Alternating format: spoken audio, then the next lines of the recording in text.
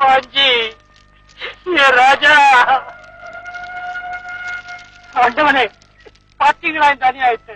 உங்களுக்கு சேவை செய்யறது தவிர வேற ஒரு பாவம் அறியாத ஒரு நல்லவன் போயிட்டாங்க ஆண்டவனே. நல்லவன் தாயா சீக்கிரமா சாவான்.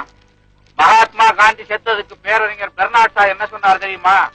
உலகத்துல அளவுக்கு மீறி நல்லவனா இருக்கிறது எவ்வளவு பெரிய ஆபத்துங்கிறதுக்கு காந்திஜியோட சாவு தான் உதாரணம் சொன்னார். இருந்தாலும் வாஞ்சிக்கு ரொம்ப சின்ன வயசுங்க. ரொம்ப புத்திசாலிகளும் மேதைகளும் சின்ன வயசுலதாயா போவாங்க. ஆதிசங்கரர், வேதாந்த விற்பனர் விவேகானந்தர், கவியரசர் பாரதி, கணித மேதை ராமானுஜம், இப்படி இளமையில போனவங்க கணக்கு உனக்கு எத்தனை வேணும்? இது என் தப்புதான். வாஞ்சி மேல சந்தேகப்பட்டு இந்த பார்வதி சில விஷயமா கேட்க கூடாத கேள்வி ஒன்று ரெண்டு கேட்டுட்டேன். மனசு தாங்காம தற்கொலை பண்ணிக்கிட்டா ஆண்டவனே. பூசாரி, இது தற்கொலை இல்ல, கொலை. ஆமா பூசாரி, பார்வதி சில காணாம போச்சு, அது விஷயமா தான் இந்த கொலையே நடந்திருக்கு. விளக்கமா உனக்கு நான் அப்புறம் சொல்றேன். சிலையோட மதிப்பு 5 லட்சம் இருக்கலாம், ஆனா விலை மதிக்க முடியாத ஒரு உயிர் போயிடுச்சுங்களே. பூசாரி, வாஞ்சியோட உயிராவது 5 லட்சத்துக்கு போச்சு. மகாத்மா காந்தியோட உயிர் வெறும் 5 ரூபாய்க்கு தானையா போச்சு. என்னது, 5 ரூபாய்க்கா? ஆமா பூசாரி, காந்திஜி சுடப்படுற அன்னைக்கு பிரார்த்தனையில இருந்தார். பிர்லா மாளிகையை சுத்தி பலத்த போலீஸ் பாதுகாப்பு போடப்பட்டிருந்துச்சு.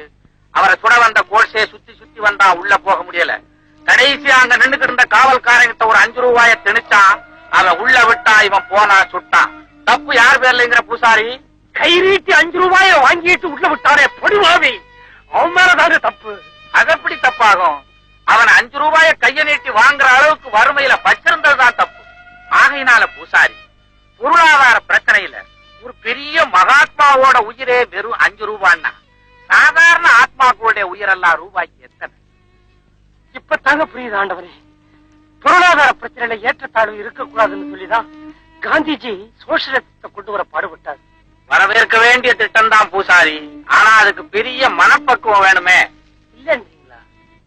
எங்கய்யா இருக்கு? கையழுகி வாயழுகி மூக்கழுகி நொண்டி நொண்டி நடந்தே பிச்சை எடுக்கிறானே, அவனுக்கு கூட பிச்சை எடுத்தே பணக்காரனாகணுங்கிற எண்ணம் அவன் ரத்தத்திலேயே ஊறி போயிருக்கே பூசாரி. ஆமாங்க, இதுக்கெல்லாம் காரணம் என்னங்க ஆண்டவனே? காரணமா? சில அறிஞர்களும் மேதைகளும் தத்துவ ஞானிகளும் தன் வரைக்கும் சொத்தை சேர்த்து வச்சுக்கிட்டு தான் நமக்கெல்லாம் வந்து அறிவுரைகள் சொல்றாங்கன்னு பிச்சைக்கார வரைக்கும் புரிஞ்சு வச்சுக்கிட்டு இருக்கான் பூசாரி. அப்படி உபதேசம் பண்ற பெரியவங்க எல்லாம் பக்கத்து வீட்டுக்காரன் 100 ஏக்கர் நிலம் வச்சிருக்கிறானே, நம்ம எப்ப 200 ஏக்கர் நிலம் வாங்க போறோம் அப்படின்னு அதுலயே தாங்க ஆண்டவனை குறியா இருக்கிறாங்க. அவன் எத்தனை ஏக்கர் வாங்கினா என்ன பூசாரி? அவன் காலம் முடிஞ்சு இங்க வரும்போது ஒரு தும்பு தூசிய கூட எடுத்துட்டு வர முடியுமா? இது புரியாத பேராசை பிடிச்ச மக்கள் 1000 ஏக்கர், லட்சம் ஏக்கர், கோடி ஏக்கர் வாங்கினா என்ன? அவனுக்கு சேர வேண்டிய நிலம் எவ்வளவு? எவ்வளவு ஆண்டவனே? குட்டியாடு தப்பி போனா குள்ளநரிக்கு சொந்தம், குள்ளநரி தப்பி போனா குறவனுக்கு சொந்தம். தட்டுக்கட்ட மனிதர்களில் பட்டதெல்லாம் சொந்தம். சட்டப்படி போனா 8 அடி தான் சொந்தம் பூசாரி. இந்த ஏழை பூசாரியால 1 அடி நிலம் கூட வாங்க முடியலையே ஆண்டவனே. நீ வாங்கவே வேண்டாம் பூசாரி. என்னைக்கு இந்த உலோகத்துல பிறந்தியோ அன்னைக்கே உன் பேர்ல பட்டா போட்டாச்சு 8 அடி நிலம். வாஸ்தவம் தான் ஆண்டவனே.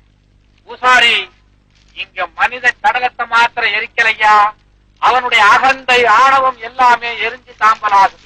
அதனாலதான் இதுக்கு புண்ணிய பூமின்னு சொல்றான். இங்க ஏழை பணக்காரங்கிற ஏற்றதாழ்வுக்கு இடம் இல்ல, படித்தவன் பாமரங்கிற பாகுபாட்டுக்கு இடம் இல்ல. அங்கே எரியும் நெருப்பு பத்தினி என்றும் பரத்தை என்றும் வித்தியாசம் பார்ப்பதில்லை. மன்னவனானாலும் சரி, மாடோட்டும் சின்னவானாலும் சரி, இந்த மண்ணுக்கு எல்லோருமே சமம். சமரசம் உலாவும் இடம் பூசாரி, சமரசம் உலாவும்.